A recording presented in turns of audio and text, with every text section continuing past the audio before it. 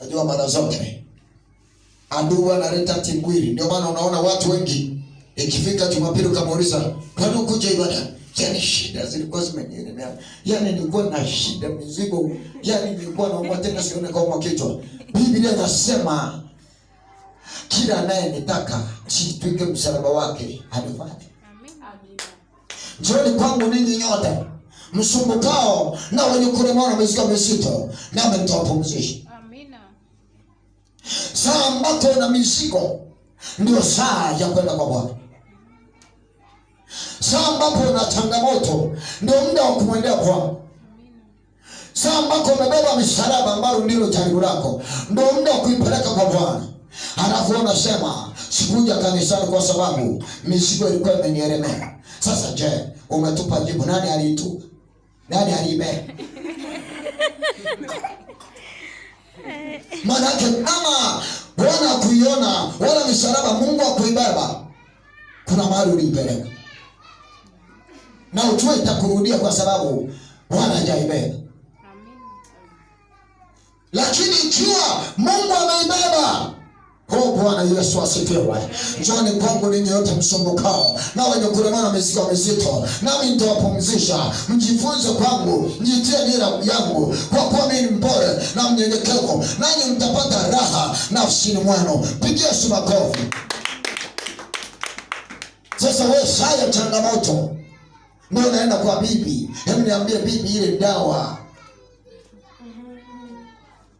ya kichwa ulikuwa unainuizaje ili niweze kupata msaada kwako? Baada ya kuja kwa Yesu naenda kwa bibi.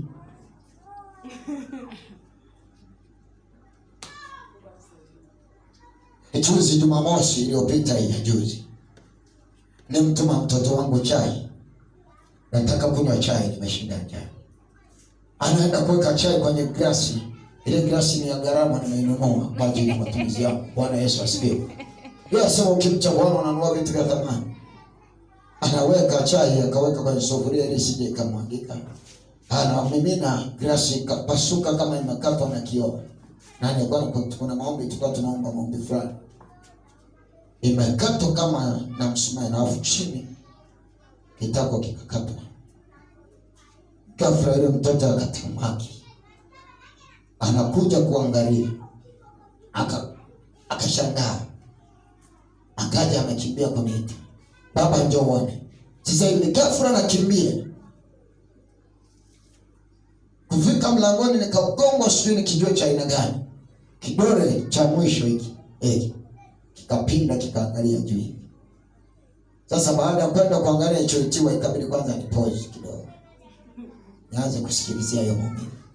Lakini ghafla nikapata ufahamu kwamba nyosha tu kidole, nikakikamata nikasikia kama mifupa inacheza ndani. Ghafla nikasikia sauti inaambia kimbia hospitali, kimbia hospitali. Ghafla nikasikia najua nguvu. Mungu yuko hapa. Kamata kidole kiombe. Amen. Nikakamata kidole nikaanza kunyosha, huko na neno kwa lugha, huko natamka. Watoto wangu wawili wako wanatazama. Wako pale wanatazama. Hivi baba ameweuka au vipi? Sasa ungepata kujua wakati wanampa ushuhuda mama yao wanasema tuliona kidole kinaomoka kama andaji. Wakati huo mama yao anaangalia kidole kimerudi sehemu yake. Ghafla kidole nashika hivi kimekuwa kigumu. Kesho yake nimevaa kiatu. Na nimeahidi Jumapili ijayo kanisani kwangu tanunua kreti ya soda wanywe tumshukuru Bwana kwa ajili ya kidole hicho. Ndipo nilijua kwamba kwenye changamoto tuko naye Mungu. Lakini karudi kwenye kitabu cha Ahazi alipoanguka ghorofani, ile Wafalme wa Pili 1. Kaanguka kutoka ghorofani akavunjika, akaenda kwa waganga wa kienyeji. Mungu akamwambia utakufa. Kwa changamoto yoyote unayopitia Mungu yuko hapo. Haijalishi ni changamoto ya ndoa, haijalishi ni changamoto ya chakula, haijalishi ni changamoto ya mavazi, haijalishi ni changamoto ya dhambi. Mungu yupo hapa ili akutoe. Bwana Yesu asifiwe. Bwana Yesu asifiwe. Mungu amesimama kuwa mwamuzi wa maisha yako. Haijalishi ni changamoto za mauti, Mungu yuko mahali hapo. Haijalishi unapitia nini, haijalishi ni fedha, ni biashara. Haleluya. Yawezekana unafanya biashara unaona haina mpenyo. Nataka nizungumze na wewe ya kwamba biashara yako hata kama huoni mpenyo, Mungu yuko mahali hapo ili akutoe ile eneo. Amina. Unasikia ninachokisema? Amina. Mungu yupo kwa ajili yako. Mungu yupo ili akuvushe. Amen. Bwana Yesu asifiwe. Amen. Bwana Yesu asifiwe. Amen. Yawezekana umekaa mahali hata wakuoni kama unastahili. Unafikiria uonekani mpaka unafikiria una kibali. Nachotaka niseme na wewe, yuko Mungu atakayekutoa hapa jioni. Amen. Nisikilize nikueleze. Ukisoma kile kitabu cha Matendo ya Mitume 16 kwanza mstari wa 16 hadi 34, utamwona Paulo na Sila wametupwa gerezani na wamechapwa sana. Bwana asifiwe. Wamechapwa sana, wamezarauliwa sana, wameteswa sana, na wakuishia hapo, wakawatupa ndani ya gereza kwenye vyumba vya ndani.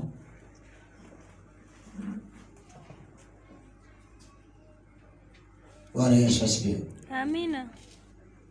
Mama yake na Paulo hakuwa gerezani, wala baba, wala ndugu zake hawakuwa gerezani, wala marafiki zake hawakuwa wapi, ila Mungu alikuwa wapi? Bwana Yesu asifiwe. Amina.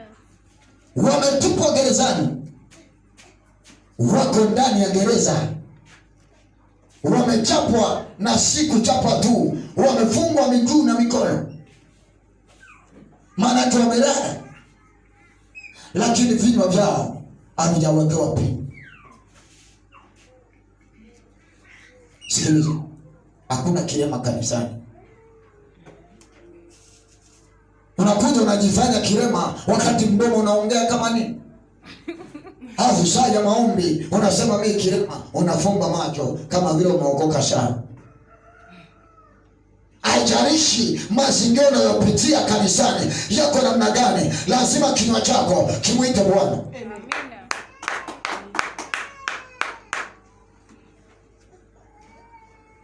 Eti mimi nilikuwa na majaribu mengi ndio maana nashindwa kuomba mbele zako. Sangine hata saa ya kulala unawaza yale magumu ulionayo, jinsi mmewaka alivyokusema kidogo, unaenda kulala tu bila kuomba. Wakati hiyo ndio saa nzuri ya kulipuka. Huo ndio muda wa kulipuka. Huo ndio muda wa kuwa kichaa. Hapo wewe unasema unasema kama unajikomoa mwenyewe. Amina. Unajikomoa mwenyewe. Unajikomoa mwenyewe. Biblia inasema ulikuwa ni saa ya 8 ya usiku, Paulo na Sila wakiwa gerezani na wafungwa wote walikuwa kimya, ndipo wakaanza kumsifu Mungu na kuomba. Mara misingi ya gereza, tetemeko likashuka, likatetemesha misingi ya gereza. Pigia sinakofu. Mara milango, vizingiti vya milango vikaanza kulegea. Maana hakuna jinsi ya kufungua mlango uliopigwa kufuri kama vizingiti havijalegea. Pigia sinakofu. Biblia inasema misingi ya gereza ikatetemeka, ikalegea. Sasa sikiliza nikuchekesha. Unaweza mkao umefungwa wote hapa kanisani, lakini wakatoka wawili au mmoja wakafunguliwa, nyie mkabaki gerezani. Kwa sababu akili zao wale wafungwa wengine zilishaga wapa mawazo kwamba time ni gereza. Maana hata akili zao zilishawaonesha kuta za gereza, hata kama gereza halipo. Kwa kuna hali nyingine unaiona, unasema hii ni ya kwangu tu, hata ningeombaje hii ni ya kwangu. Umeamua kuwa hivyo tu, kumbe gereza liko wazi. Saa ile ilikuwa ni fursa ya wafungwa wote kutoka nje na kukimbia. Lakini cha kushangaza, wametoka wawili walioomba mpigie sinagogi.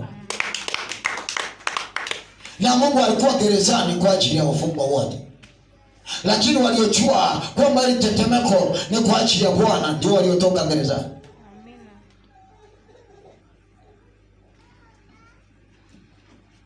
Inaonipa shida kidogo sana kwamba wote mmefungwa, halafu wanatokea wawili wanaomba, gereza linafunguka, wanatoka wawili, afu wanabaki kwenye kifungo kile kile. Afu ghafla, kwa sababu gerezani huwa tunasikiliza taarifa za habari, unasikia kuna wafungwa wawili walikuwa gerezani, walikuwa wamefungwa kwenye gereza la Butimba, na ulikuwa Butimba huko. Ghafla gereza likabomoka, wale watu wakatolewa. Afu naangalia kweli, ukiangalia unakuta kuta zingine ni mbichi, zimerudishiwa saa hiyo hiyo na mafundi. Unajiuliza wametoka tokaje, mbona si bado tuko gerezani? Ndicho kinachokwenda kutokea jioni ya leo. Sasa tutakapoanza kuomba hapa, watakaojua kwamba hili neno ni kwa ajili yao wanatoka, alafu kesho unarudi, mchungaji niombe, takuwa na matatizo. Tatizo unalo leo liishe leo. Amina. Sio kesho uje kwa mchungaji akuombea, labda kesho kutwa au wiki zijazo litokee lingine ndio. Lakini uliokuja nalo leo libaki hapo hapa. Yesu yuko hapa ili alichukue. Amen. Yeye anasema waliko wawili watatu, niko papo hapo. Watakachofunga duniani mbinguni kimefunga. Na watakachofungua kimefunga. Kwa namna moja ama nyingine unaweza ukawa kama ulivyo kwa sababu umetaka kuwa kama ulivyo. Au kwa namna nyingine unaweza ukabadilika kwa sababu umetaka kubadilika.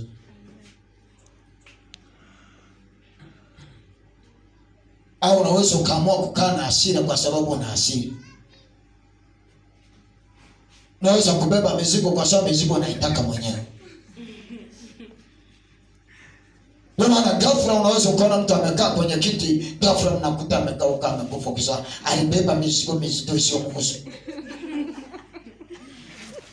Yesu anasema wasamee watu makosa yao, mwa watoto wa baba yenu aliyeko mbinguni. Wewe unaenda unakuja kanisani, umebeba majirani wote, umewaweka kifuani. Waliokutukana mwaka juzi na mwaka ule sio mwaka gani, wako kifuani. Yaani umebeba mpaka umeshangilia na katoto kako mgongoni, umebeba na majirani. Wewe unafikiri jambo nyepesi? Amina.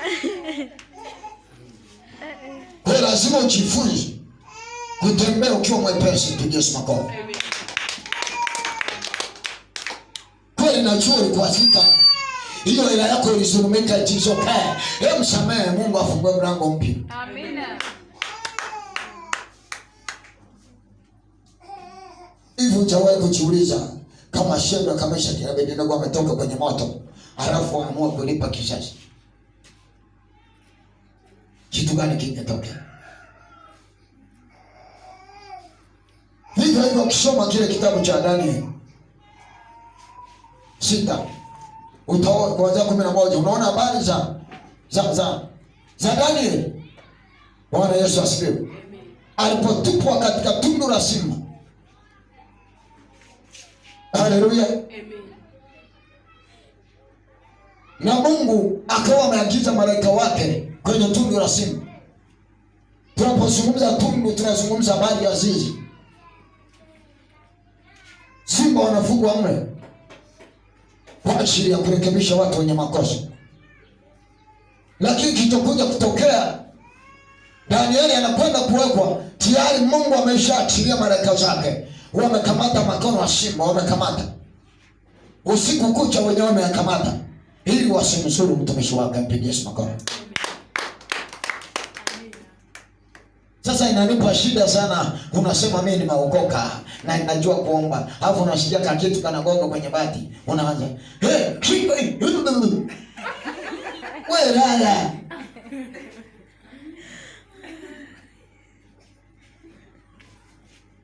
Iko nguvu ya Mungu.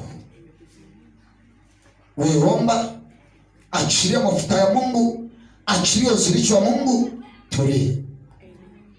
Kama hujaomba lazima yakunike. Sasa hujajiachilia kwa Bwana. Haleluya. Omba rara. Mwambie Mungu najua kwako hakuna shida. Tena ikiwezekana ukimaliza maombi na unampigia na doro na Bwana, najua kwako hakuna shida. Unapunguza usingizi. Kama una ile neema ya korona, piga mpaka asubuhi.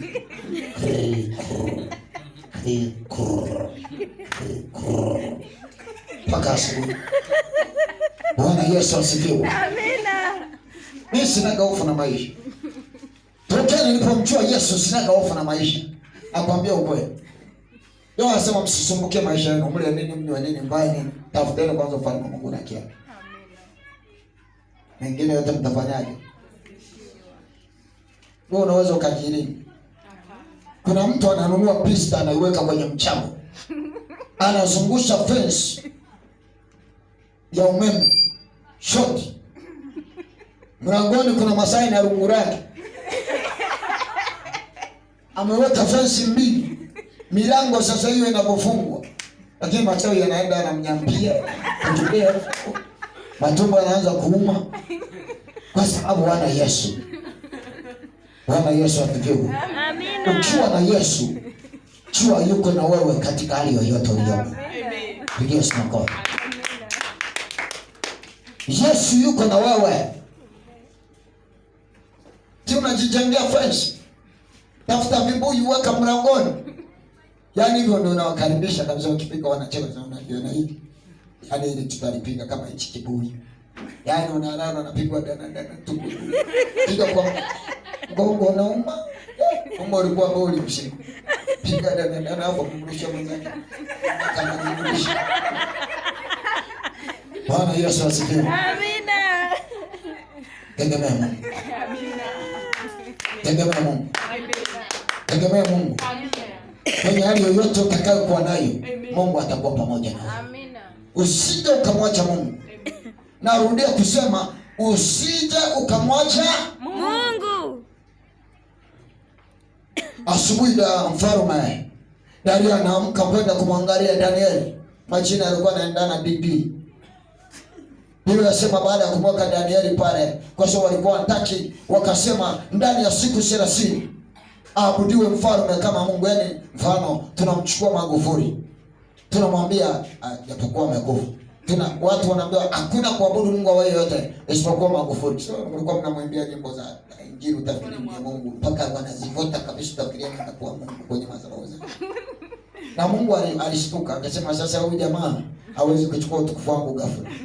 Bwana Yesu asifiwe. Akaona yani jinsi alivyongoja nimtoe mapema, kwa sababu watu wamemgeuza kuwa Bwana. Walikuwa wanamwabudu. Amina. Kabisa wanapiga yani akisema sasa Runo. Hata ungesema wanawake wote mtoke kwenye miji leo mnakuja Ikulu, mnatoka. Sauti yake ilikuwa inatisha. Amebaki kuwa na historia ila amelala. Bwana Yesu asifiwe. Amen. Nisikilize. Dario wakasema lazima tumwabudu Mungu. Hapo anamtafuta Danieli asiabudu Mungu wake. Asije kwenye ibada. Kwamba ndani ya siku 30 wanajua jinsi Danieli anavyompenda Mungu, kwamba tukisema hilo ili tumzimishe, ili akose power, ili pia tupate nafasi ya kumwangamiza. Tunajua Danieli anampenda Mungu, na tukisema hizo siku 30 atakiuka tu, lazima wamnyonge. Wakazitaja 30. Danieli akasema kumbe ninyi hamnijui. Mimi najua kwenye hii hali mlioitaja hii mipango mlionayo ya kuniua, mipango ya kwenda kwa waganga, mipango ya kuniangamiza, mipango ya kunitukana, mipango ya kunichafua kusema ni mchungaji gani, mipango ya kusema umeokoka vitu gani. Hapo ndipo pana Mungu. Ngoja niwaoneshe mtakachokifanya. Akaingia kwenye chumba chake, maana alikuwa anaishi orofani kwenye chumba. Akasema na madirisha mimi sifungi tena. Sasa nataka niwazilishie kwamba niliye naye ni topu. Sema topu. Niliye naye ndiye mwanzo na mwisho. Nataka niwazilishie uwepo wa Bwana. Akafungua madirisha milango. akaanza kunena kwa lugha, akaanza kuomba tena, akabadilisha, akaanza kupiga mara 3 kwa kutwa. Baada ya kupiga mara moja, mpigie makofi. Wakaldayo wakakaribia wakamwambia mfalme, tuliweka amri asiabudiwe Mungu awaye yoyote. Hakuna cha Mungu wa makaburini, Mungu wa mbinguni wala wapi.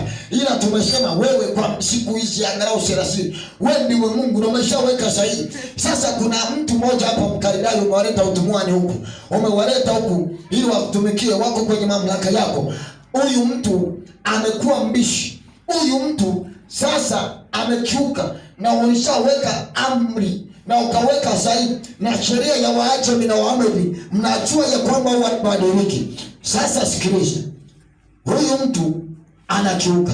Mfalme akakashirika, akakataa kuniabudu mimi kweli, na ndani ya siku 30 mimi ndio Mungu hapa kweli, mimi siabudiwi. Sasa fanya hivi, fanya hivi, kama tupa kwenye tundu na sisi. Juzi hapa sisi akakuja mwenyekiti anatangazia umma kikao kizima cha mtaa, anasema hili kanisa lisiabudu hapa. Na mimi nikasimama mbele yake, tena nilikuwa nimevaa miwani yangu hii mizuri na shati yangu moja nyeupe. Nikamwambia wewe unanijua, mimi naitwa mchungaji Kagisa, tena Gisbert Kagisa. Ni hivi, tunaabudu na hakuna wa kutuzuia, na Mungu tuliye naye ana uwezo kuliko wako. Sasa ukileta za kuleta, wewe utaona kitakachotokea. Na huyu anayetangaza hivyo, mimi nimuombea ili aingie kwenye kiti alichokalia. Sasa akashangaa Jumapili gombo linapigwa. Pigwa gombo la maana na watu wakaongezeka, mpigie makofi. Jumapili hiyo kumbe baada ameweka hasira. Tuma barua kwa mchungaji. Jumatatu napewa barua. Hiyo Jumapili jioni nahitajika na nikiwa. Nikasema okay. Kaingia kwenye maombi. Nikamkamata. Nafika sasa. Nafika hakuna kukutana na uongozi wa mtendaji wala na kukutana naye. Anaongea sasa. Kuna kitu anaongea sasa. Yaani sijui alianza kupigwa Saida alipotoka pale Meshele. Yawezekana Saida anatoka pale. Alianza kutandikwa katika mwangu wa roho. Nilipofika naongea vitu vingine kinyume kabisa na nilichoitiwa. Pigia makofi. Kwa Danieli alipotupwa katika tundu la simba, asubuhi Dario Biblia sema alipokwenda kwake, vinanda alikulia kusali, mpenda Danieli kwa sababu alikuwa mwaminifu. Hata vinanda kwake alikulia. Kwa maana kulala anapiga, vinanda vinapigwa.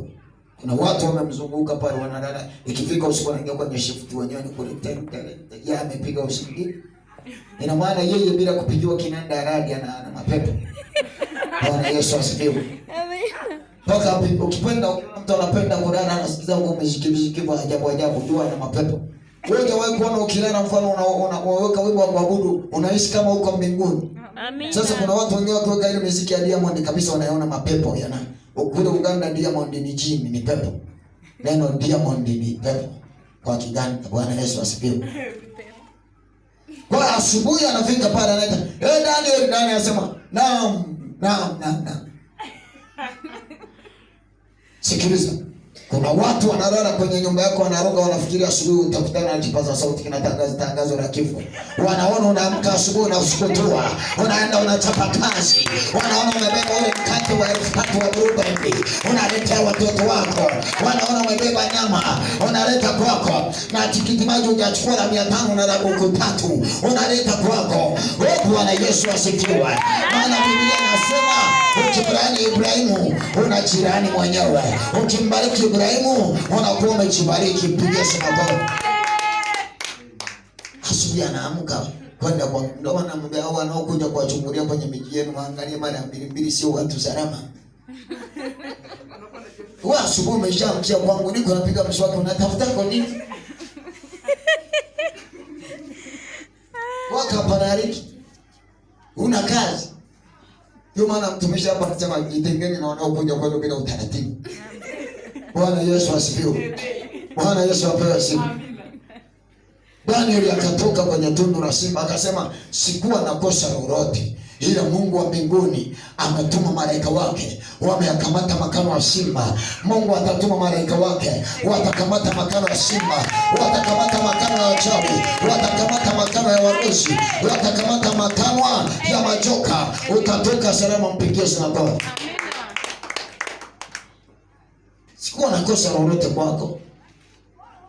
Daria akasema, kumbe hawa jamaa hawajanijua. Hawa waliomsingizia kijana hawajanijua. Kumbe huyu kijana ni kijana bora. Ngoja nikwambie, pepo zikitumwa kwako zisipokupata zikakuta una nguvu ya Mungu zinarudi kule kwa aliyezituma.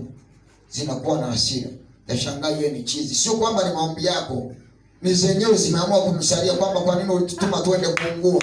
Zinaanza kumchana michane, zinampiga. Oya, warudie wanaoyatuma kwa jina la Yesu. Wanaotuma uchawi, warudie wenyewe. Wanaotuma uganga, warudie wenyewe. Wanaotuma umaskini, urudi kwao. Wanaotuma laana, siwarudie tena kwa jina la Yesu Kristo. Wanaanza alijalie hai. Yanasema yani ulitutuma kwenye ule moto kweli siku hivi una akili wewe. Yanaanza kumzaba na nini. Kama mapepo fulani yamekuta wanaosikia wanatoa pepo. Hapo watu wanasema kwa jina la Paulo. Anaohubiriwa Paulo, Yesu ila anaohubiriwa na Paulo. Ndio mtu Yesu tunamjua. Paulo tunamjua. Sasa nyinyi ni akina nani? Yesu tunajua kwamba ni fire. Na Paulo tunamjua kwamba ni fire. Sasa ninyi ni akina nani mnataka tuanze kuungua? Ngoja sasa tuoneshe moto. Piga sana. Rarua yakawavua walikuwa watu 7. Bwana asifiwe. Wakatoka kwenye nyumba wote wako uchi, hakuna aliyevaa, wanakimbia. Mtu ni mzuri akiwa amevaa bwana. Wewe kutana naye amevua. Wewe utajua kwamba mtu sio mzuri. Na mwanadamu ni mzuri kwa sababu amepewa neema ya kufanya usafi wa maisha yake. Kama unafikia utanimaliza miaka 3 hujakata kucha, hujanyoa nywele, sawa, hujaoga, hata mnyama ni mzuri. Bwana Yesu asifiwe. Amina. Bwana Yesu asifiwe. Bwana Yesu asifiwe. Amen. Wanarua wakatoka wako uchi. Kwa pepo inapotumwa ikaja ikakutana na fire na wewe ni mtu wake, inarudi kule. Kitakachotokea kule, wewe utakuwa unasikiza kwenye matangazo au taarifa ya habari. Bwana Yesu asifiwe.